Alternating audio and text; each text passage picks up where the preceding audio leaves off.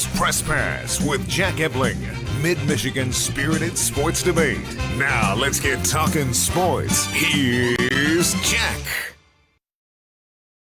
Great evening, Mid-Michigan and beyond, and welcome to a Big Cats Rule edition of Press Pass on Fox 47. In the interest of full disclosure, we tape this show at 8 p.m. Not our choice, just our challenge. Tonight, that means you know a lot more than we do about Game 2 of the Tigers-Mariners ALDS. There's a good chance Detroit has just taken a 2-0 series lead behind Tarek Skubal. If not, the Tigers can still advance to the ALCS without having to go back to Seattle. All they need to do is win at Comerica Park, something they haven't done since September 6th. Detroit did win 2 out of 3 in Cleveland in a wild card round, and at this point, the Tigers are saying, divisional title? What's that? The Detroit Lions were also in Ohio this week. They faced the Bengals in Cincinnati today and did more than enough for a 13-point win. The league's top offense was at it again and shows no signs of stopping, but a decimated secondary needs help. Michigan State beat itself with turnovers and special teams blunders yesterday in wind-blown Nebraska. A 7-point lead late in the third quarter quickly turned into a 17-point deficit. Michigan beat Wisconsin by 2 touchdowns after the Badgers scored first with a third-string quarterback. It was the best game yet for U of M freshman Bryce Underwood. In the biggest upset of the season, if not of the past 4 decades, previously winless UCLA pounded Penn State at the Rose Bowl. The Bruins will be in East Lansing next Saturday. And MSU basketball and hockey were back on campus this weekend on a night that combined madness and happiness. Here to talk about all that and more is Team 627, 2 guys who started at the Lansing State Journal, and they're as close to a Southern strategy as we'll get on this show. Mike Griffith, Mason, Michigan's gift to the SEC, now covering the Georgia Bulldogs for the Atlanta Journal-Constitution's Dog Nation, and a proud member of the Greater Lansing Area Sports Hall of Fame. How are you, Mike? Doing great, Jack. Thanks. Appreciate it. A busy time of year for you. Appreciate you being with us tonight. Also back while his favorite baseball team is trying to go lossless in Seattle, Steve Waite, a Sexton Eye product, a Spartan Sooner, a longtime Mississippian, an IT whiz who co-authored a terrific book on college football, Rivalry Saturday. Steve, really appreciate you tearing yourself away from Tigers-Mariners. Thanks for having me on, Jack. Glad to be here. Well, we have tons to talk about with baseball, pro football, college football, and much, much more. Coming up next here on Press Pass. The whole back to Press Pass on Fox 47. It's time for our Belting the Long Ball segment, brought to you by Forest Acres Golf Courses and Golf MSU. Play Acres West, the number 3 rated college course in the country, and enjoy some of the best grass tee practice areas in the Midwest. Call 517-355-1635 to make reservations today. 1-2 delivery. Carpenter swings, launches it to right, and the Tigers will lead. That is gone, and Carpenter comes up clutch in the division series again. And he gets the best of Kirby again. Wow. Naylor chops it over Holton. It's the shortstop right there. Baez tags, Baez throws. Torkelson lunges out to hold on, and it's a 6-3 double play. And there is a base hit with a man aboard. Sneaks it through the middle. Torkelson will score, and right on cue, the Tigers take the lead. McKinstry delivers in the 11th. The 0-2 on the ground, 2 first, vacuumed up by Torkelson, and the Tigers come on the road to Seattle and take game 1. Lots of heroes late last night in Seattle. Steve, what does it mean that the Tigers took game 1 against a terrific team that started their skid late in the season by sweeping Detroit at Comerica? Jack, it means that the Tigers have righted the ship, and with Skubal pitching tonight, very easily could go up 2-0. Yeah. And not even have to use Skubal to get out of this series. Yeah, that would be nice. Mike, never a doubt last night, right? You knew the Tigers would just win in extra. Well, they used enough relief pitches, but they used them wisely, Jack. I don't think any of those, that to me, that was key. I think that you've got to keep that bullpen fresh in the postseason. They're going to have to go there again. Maybe not tonight again. The show's taped a little bit early, but you got to feel good about the bullpen right now. Steve, how much fun was the Game 1 wild card win in Cleveland after these teams going at it the last couple weeks of the season, and Cleveland having the greatest comeback to win a division? It was refreshing from the standpoint the Tigers, I think, were the better team all season. They went to Cleveland and won, 2 or 3 or 3 or 4. And 2 out of 3, yeah. Yeah. And no, but I'm saying earlier in the season, they had no problems playing in Cleveland. And, I think it just, what do I want to say, justified that the Tigers belong and they're here. Yeah. And it really got, got the weight off their back. Yeah, exactly. Yeah. Mike, how even are the Tigers and Guardians at the end of that wild card series? Each team had 89 wins and 76 losses. Yeah, well, Cleveland won 8 out of 13 against the Tigers, but as Steve pointed out, the Tigers won the most important one. And one note on this series against Seattle about Kerry Carpenter, Jack. I don't know if you know this, but the guy has 4 career home runs in the park up there in 7 games and just on fire. He's reached base safely in all but one of 11 postseason games. So I'm feeling really good about this series in Seattle. Again, I don't know what's going to happen tonight, but I like where the Tigers sit right now. Steve, if you had to win a wild card series and couldn't sit out like the top 2 division winners, is there any team you'd rather beat than the Guardians? Always the Yankees as a Tiger fan. All right. Steve, looking at the Tigers since September 15th, I think Tony Paul was the first to talk about the 4 wins they had heading into the series in Seattle. And in those 4 wins, they'd had 2 champagne sprayings. Exactly. So the spraying average now is 400, and that would lead any league in hitting. And if they win 2 more, it'll be 3 champagne dousings in 7 games. That's 429. Pretty good stuff. The peaking at the right time, and that's what you want. Mike, what will you remember about the series, the wild card rounds? And you see the Yankees got the best of the Red Sox. That went 3. You see the Cubs dispatched the Padres. That also went 3. The only team that swept were the defending world champion Dodgers.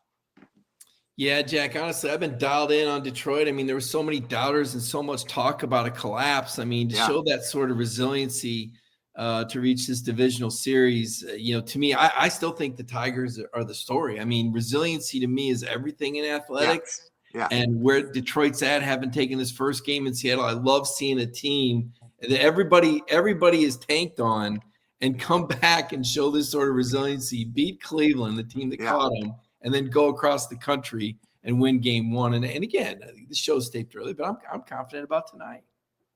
Steve, what about the first 5 games, 4 yesterday and an afternoon game today in the divisional series? I guess we know that Yankees need some help if they're ever going to get the Blue Jays out.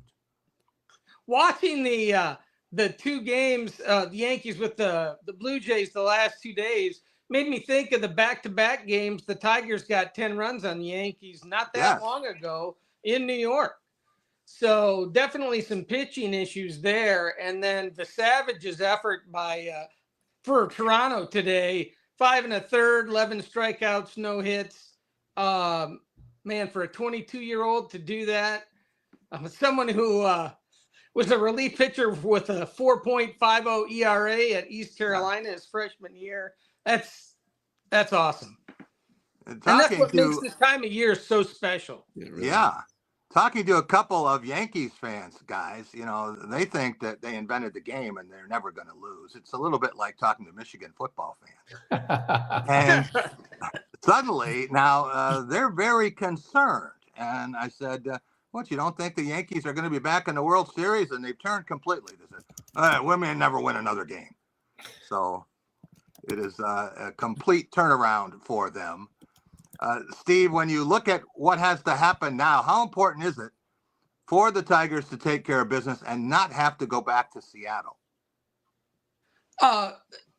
Very important, to give Skubal a rest. If they can win tonight and then, either Flaherty or Mize take care of business in Detroit, the key is keeping Tarek as fresh as possible and the starters as fresh as possible, because that takes the pressure off the bullpen, which is just a bullpen by committee right now. And it's working. But I love to see Keeter have such a great 11th inning. Yeah. Mike, it's odd that the teams with the most wins at Comerica Park in the month of September, not the team that plays there. The Atlanta Braves and Chicago White Sox. Yeah, well, Braves fans aren't real happy right now, Jack. Things didn't work out too well in Atlanta, so we'll write that one off. A small victory for the Atlanta baseball franchise this season. Well, Braves had injury issues, and it just shows what can happen. The best laid plans, and you get some key players hurt, and you're not going to be the same. They say next man up, but it doesn't work that way. We'll be right back. We'll take a look at the Lions and a big win today in Cincinnati. Up next on Press Pass. Press Pass here on Fox 47. It's time for our Law of the Jungle segment, brought to you by Woody's Oasis on Trowbridge Road, your healthy alternative to fast food. Eat Woody's and live longer. Stop and see Chuck, Delita, and their terrific staff for the best in Mediterranean food. That's why I'm there every week. Motion on 2nd and 5. Browning with protection this time, and it's intercepted by Anzalone. Anzalone works around Chase and out of bounds inside the 30. Well, Browning had all day to throw, and he throws his third pick of the afternoon. Here's Montgomery again. Jump cut to the outside. Montgomery into the end zone with the record tire. The 14th time as teammates that David Montgomery and Jahmyr Gibbs have each reached the end zone, and Montgomery does it on his home turf. From the 12, Goff looking for the end zone. It is caught. Isaac to Slaw with the touchdown. And on a warm day in Cincinnati, the Snow Angel in the end zone to celebrate Slaw's second Lions touchdown. Lots of big plays on offense and a few timely ones on defense. Jake Browning was terrible for the first 3 quarters and then woke up. Mike, there was a jump pass touchdown from David Montgomery, shades of Tim Tebow, in the first half. And it was his homecoming 10 years after last time he had been in Cincinnati. Steve, does today's final score tell the story? It seemed like Lions were in more control than 13-point win. They dominated the game. Goff again goes without throwing a pick. He did fumble, but it was good to see Hutch get a sack today. And then Montgomery is just a beast. They dominated the Bengals, even though 13 points may not indicate that. Hutchinson had 2 other sacks and a safety that were negated by penalties. Mike, what impressed you or concerned you about the Lions' performance today? Well, I don't know if anything concerns me, Jack. The pressure that the Lions are getting, you think about them as an offensive team because they lead the league in scoring by 20 points. But really, this is a team that also has 16 sacks. I mean, that's second in the NFL. And then the turnovers, some of it's Browning and the backup quarterback for Burrow, but still +6 for turnover ratio. The Lions are doing everything that you need to do to be a complete football team. And, Steve talked about Goff and, 19 of 23, that's the sort of efficiency, no interceptions that's going to keep winning football games. Absolutely. Steve, looking at the Lions' schedule, everyone's talking about this gauntlet of road games. But let's take a look at the home games. And if Detroit can get by Tampa Bay, which has won 4 games right at the end, and they do have a home game with Green Bay, but you think there's a good chance that Detroit could be perfect at home this year? Yes. I fully believe that. And they shouldn't be we shouldn't be concerned, although it is the old black and blue division, but we shouldn't be concerned with any of the NFC Central teams at home. Okay. Mike, what do you make of the NFC North now? And you see the Packers, they had that tie. And tie with Dallas at the time, people said, why'd they have this? But for the Lions, that might be crucial. Yeah, I still think Green Bay's probably the most dangerous contender in there. I know, Jordan Love's obviously a talented guy and, big acquisition on defense. But to me, Jack, I mean, the Lions are really the class. I was thinking maybe Caleb Williams was ready to show up, had such a great performance. You see the ceiling there in Chicago, all about the offensive coordinator, obviously, but something's still missing there. And the Vikings, I'm not convinced. I think the injury at quarterback is really costly. And I know they think they got to win today in London, but just not a team that excites me very much. Like where the Lions, so where I said it's the Lions division to lose. Yes. Packers couldn't even beat the Browns. Yeah. Yeah. What about the first 5 games here and what you see and some of the other things we have seen? What has impressed you about all of the football in the National Football League this week? Probably the backup quarterbacks. I mean, typically there's, Browning aside, I mean, you look what happened in San Francisco. They're missing 3 premier players and they beat the LA Rams. And, Matthew Stafford, a guy that I've got a lot of respect for, year 17. I mean, that's something else I would say, a guy that goes through the whole offseason without being able to work out and goes in this futuristic chamber to heal his back and, really cementing his status as a Hall of Famer. It's just been so many highlights, I guess, the Philadelphia Eagles. I think they dropped one in Denver today, but still think that that's a dynamic football team with all the talent that they have. I mean, just kind of skipping around the league. I do think the Detroit-Tampa Bay game could be a preview of the NFC Championship. Yeah, and you used to love the Denver Broncos. They knocked the Eagles from the ranks of the unbeaten. It was big. We'll be right back, and we'll talk about college football. Michigan State. Welcome back to Press Pass here on Fox 47. It's time for our Going Green segment, brought to you by Graf Chevrolet and Graf Nissan on West Grand River in Okemos. With 108 years in the automobile business, they'll take great care of you, as they have on all 8 of my leases and purchases. For new or used vehicles or great service, go green, go Graf. Field position. There's a block. I mean, no chance. It's a touchdown. And the punter is hurt on top of everything else. Brandon Prude with the touchdown. He recovered it. That ball was almost blocked before it was kicked. 12 personnel. Extra tight ends in. Viola wrapped up again. Great defensive pressure that time. Have middle open and then have a guy in the middle just kind of with no responsibility making sure the ball all kinds of trouble for Viola now. Helmet ripped off. 3rd and long opportunity for Michigan State. Tiles unloads it and an air meld and Singleton got the pilfer. Deshaun Singleton, system player that Nebraska's had today on offense. Little bubble screen to Hunter. Isaiah. All Isaiah. Long. Touchdown, Nebraska. Even with one shoe, still able to get away from the Michigan State defense. Some shoddy tackling there, but the defense really played its best game of the year for most of it. You wouldn't know it from the point output, but put in some terrible positions by the offense and the special teams. Steve, was this a game that Nebraska won or one that the Spartans lost? No, the Spartans lost. And you just can't give up 4 sacks, turn the ball over as much as they did. Yeah. And, it's, you hate to say it, but as soon as they had that penalty on a successful punt and made them repunt, you knew the block was coming. You just knew it was coming. Mike, the scoring reminded me of a game we covered, the 2013 Big Ten Championship game with Ohio State and Michigan State.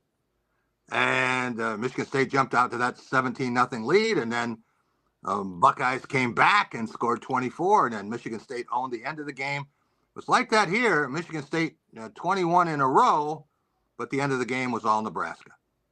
Yeah, I mean, you got to get your quarterback to take care of the ball. I mean, look, this is an exciting player that can extend plays, but, he just got himself in too much trouble on the road, poor weather. I mean, look, Nebraska is a tough place to play. They've beaten Michigan State now 7 out of 8 times there, and even in the Spartans' heyday, it was a difficult place to play. But, you like what Childs can bring. You like the ceiling, but then you saw the floor. And at what point does the experience kick in? I mean, we're not talking about a brand new player anymore. And then the little things that Steve pointed out. I mean, you just can't have the special teams breakdowns. I mean, that's coaching. And then finally, it's not all on Childs. I mean, the offensive line, the passing blocking is just, it's subpar. And so this is where NIL money kicks in. And, I know they're scrambling to do what they can, Jack, but it's frustrating because you see enough marquee players and enough upside to know, and again, agreeing with Steve, that this is a game that Michigan State could have won with a clean performance. Yes, the O-line needs to be fixed. I mean, they rushed for fewer yards than Akron and Houston Baptist against Nebraska. Now, again, there was a number of tackles for loss that accounted for that. But you can't have that against a team that gave up 200 to Cincinnati and 200 to Michigan. Yeah. Steve, Aiden made big plays with his legs, set up a couple scores, but passing, it was not his day. As poor a game as he's had throwing the ball, missing open receivers, and again, the couple of interceptions. Can Michigan State beat any kind of a team if he's not on? No. In fact, after watching UCLA and Penn State and most of that game, I really don't see a game on the Spartan schedule that they can win unless they play perfectly. Maryland might be their better shot. The Terrapins blew a 20-0 lead and lost at home to Washington. Well, we'll see if UCLA can play that way again.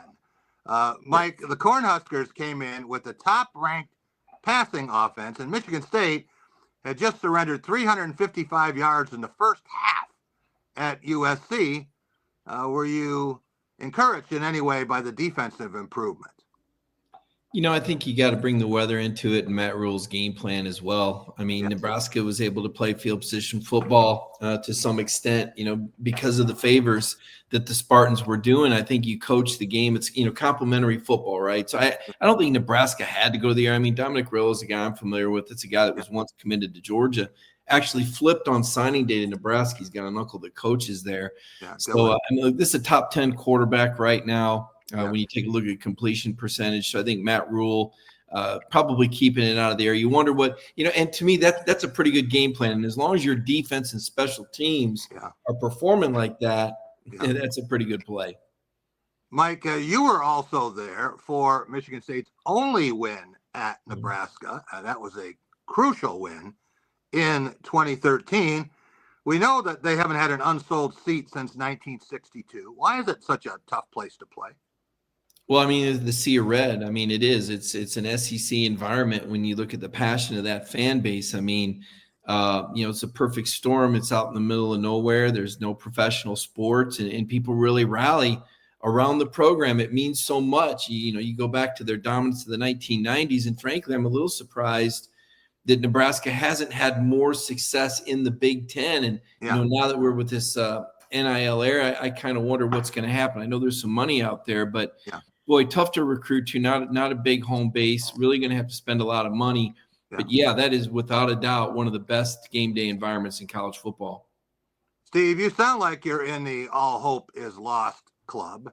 If Michigan State can beat UCLA, and we'll see if that travels, That's going to be a 9 a.m. start for the Bruins on their time.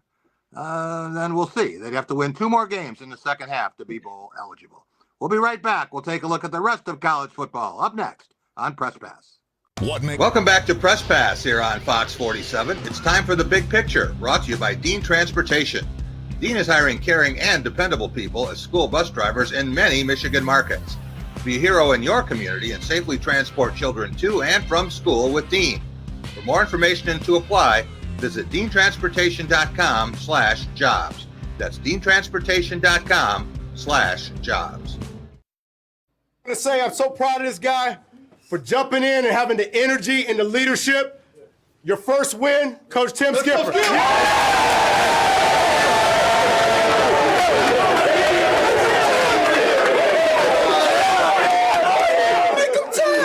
fellas, look. This ball right here is for all of you guys, man. All the coaches, this is for all of us. I told you, no more sad Sundays. No more sad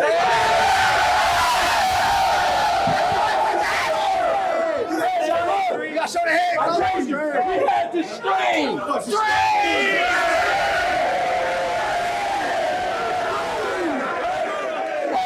As long as you believe, we'll achieve anything we want. Keep believing, we will get this thing done. Now, still for a second.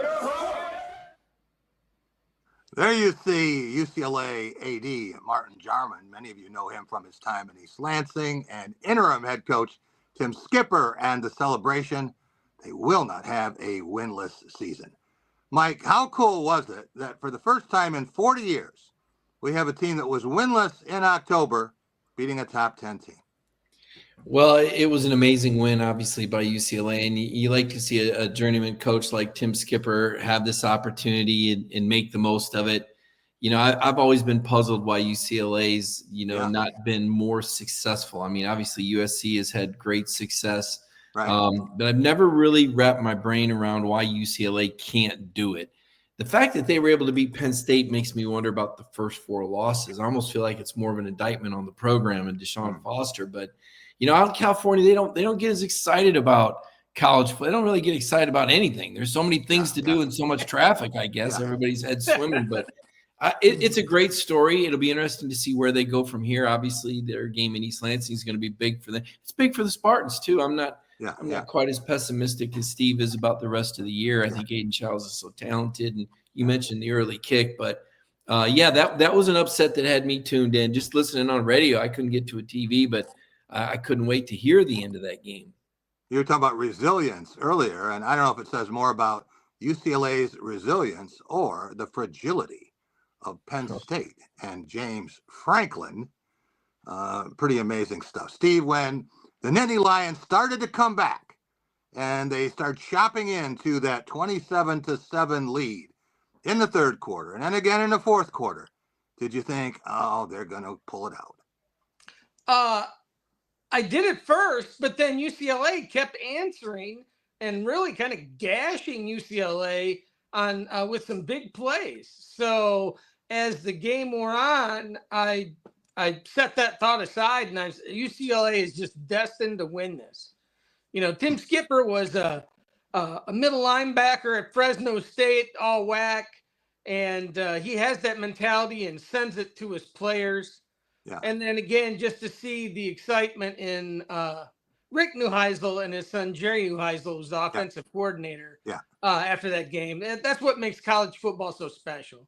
Like Michigan is back in your Super 16 ballot, and a 24-10 win. Again, did not cover the spread, which they don't seem to be able to do unless they're playing Central Michigan. But what did you learn about the Wolverines, and how dangerous can they be as Bryce Underwood matures? Well, I mean, you said it, and they're in there by default. I mean, there's just a lot of mediocrity in college football, and Michigan's only loss came to a top 5, top 6 Oklahoma team on the road. Hard to really penalize them for that. They're taking care of business, and you mentioned Underwood, and you're talking about another guy with a really high ceiling and a pretty solid team around him. So,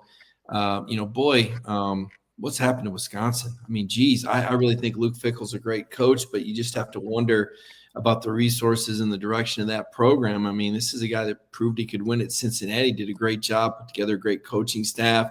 Really kind of sad to see what's happened to the Badgers. Just no bite in Madison. Don't know if Luke Fickell is going to be around longer than James Franklin. Steve, what did you think when the Badgers went right down the field, 75-yard drive on the first possession with that third-string quarterback, and then Michigan slammed the door?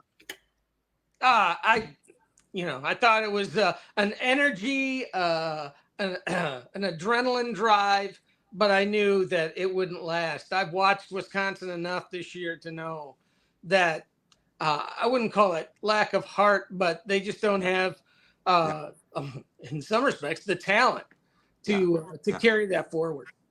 Mike, looking at the Big Ten standings, how many teams can and will be in the college football playoff?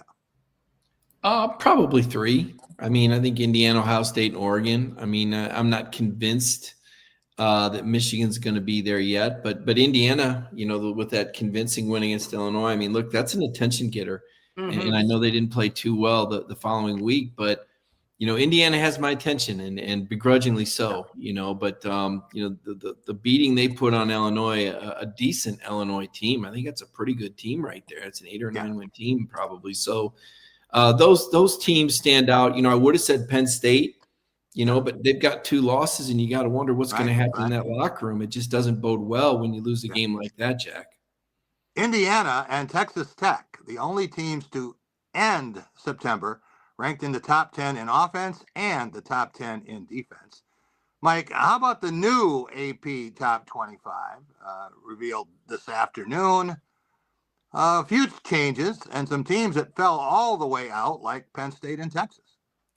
Yeah, I do a project in the top 25 for the Atlanta Journal-Constitution. I'm a little disappointed with the voters.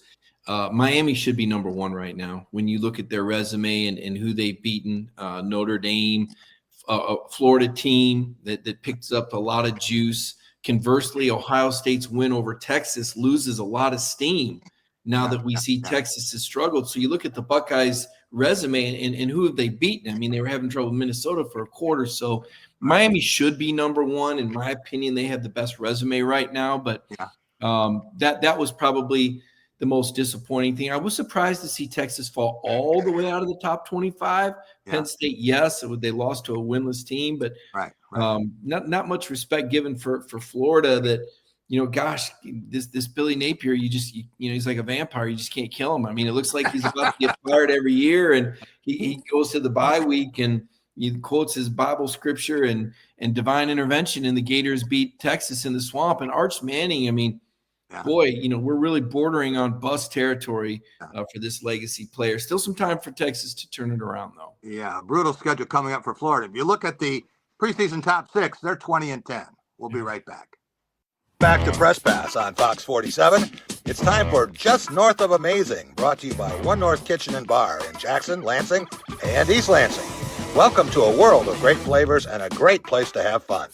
Do your taste buds a favor and stop at any One North for a wonderful time. They'd love to see your smiling face.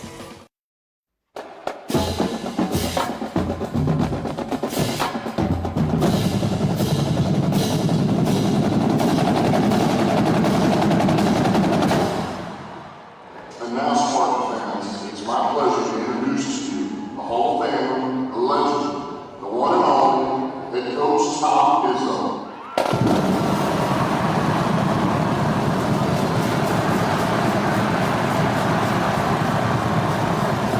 What's up, MSU fans? Go green, go white. We about to crowd surf and turn the crowd on. We gonna get the Izzo camp out rocking, so stay tuned.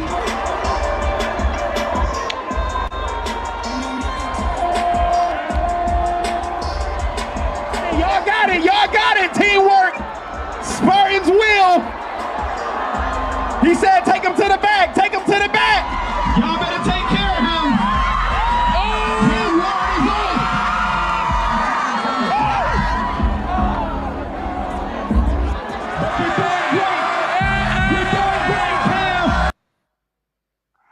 Amazing night Friday. You saw Honolulu Boom joining the MSU drum line and a message from Dan Campbell Spartan dad, Dan Campbell, introducing Tom Izzo, hopping out of a bass drum. Nobody does. Madness or campouts for students, the way that Michigan State does now in Tom Izzo's 31st year as head coach. And that was Cam Ward, by the way, who was passed the length of Munn Field. Didn't think that was possible, but it happened. All right, Steve, how cool is it that the Spartan men and women feel the love the way they do with an incredible whiteout, and they get to share the spotlight? It's Michigan State. It epitomizes why they're one of the biggest programs in the Big Ten, and I really have see big things happening for both teams this year. But just the love, the family. Again, we come back to the Michigan State family, and that's what makes it special. Steve, let's take a look at the dunk contest and skills competition winners. To no one's surprise, Cohen Carr won the dunk contest. He should just retire that. And transfer Rashunda Jones did a great job of shooting, including making the half-court shot there. But it was something that really kept the fans going, Steve, and pretty fast-paced night. And there'll be a fast-paced teams when the season starts too.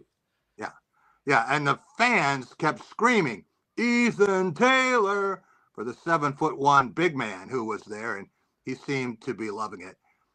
Mike, here's a photo we had never seen.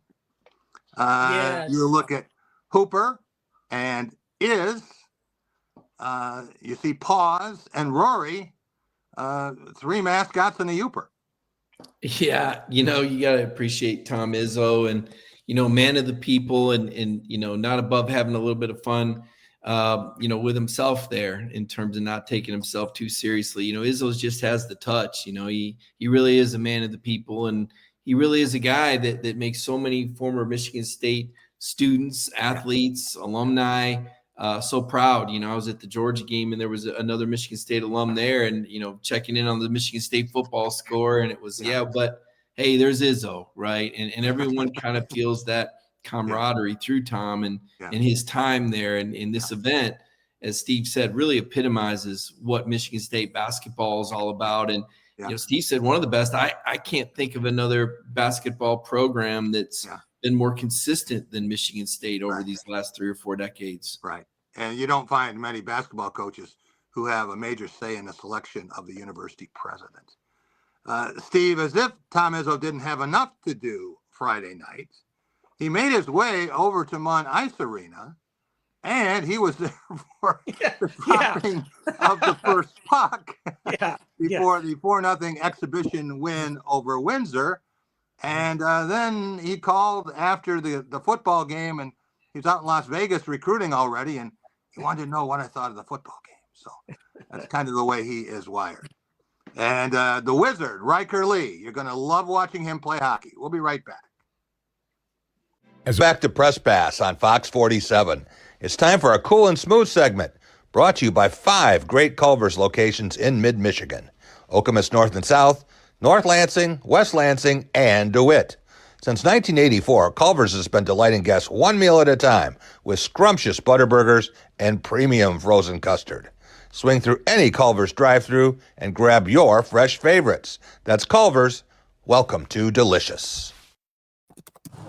Coach Neuheisel, you've been in some great moments as a lifelong Bruin. Where does this one rank? It's up there. The first thing I want to say is I love UCLA more than anything. And the kind of kids that you see that played on that field today is exactly why you love a place like this. We had 2 days to practice the new game plan, and all they did was believe. And we came out and played as hard as we could for 60 full minutes. Had to take a safety at the end because we messed it up a little bit. But, how can you not love college football when you have days like this? Special, special, special. UCLA Blue is the bloodline for Rick and Jerry Neuheisel. I don't know how the Bruins won with a 16-year-old offensive coordinator, but that's the way he looks. All right, Team 627, who has been as cool and smooth as a Choose Chill Coors Light this week. Mike Griffith, let's start with you and our play of the week. What do you have?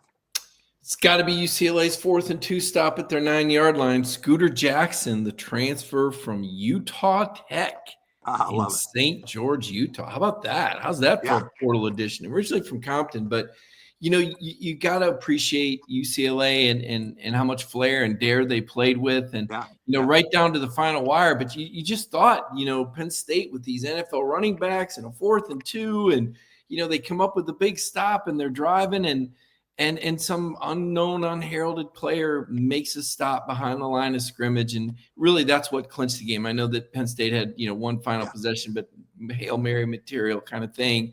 So I would say the 4th and 2 stop for UCLA to secure that victory, Jack. I like it. Steve Waite, what about our team of the week? Team of the week, I'll go with 3 quickly. UCLA, because they did something no one had done in 40 years. Nebraska volleyball, who went into defending champion Penn State and swept them, including 25-6 in the first set. Yeah. And then I would go with those 2, the Blue Jays, because they're just destroying the Yankees.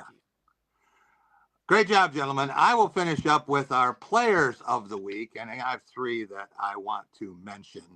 First of all, UCLA quarterback Nico Iamaleava. And talk about an amazing performance and running the ball the way that I've never seen him do. And on top of his passing game, he was not going to let the Bruins lose that game. How about Zach McKinstry with that big hit? Remember, guys, he was a 33rd round draft choice. He went 1,001st in that draft and got the hit when he needed it. And how about David Montgomery? If you want to see one thing, you have to check out Tom Rinaldi's piece today on David Montgomery going home and his sister Kiki in that horrible car accident, and he was there to comfort her and really give her a show. For Mike Griffith and Steve Waite, Jack Ebling saying, have a great week, everyone.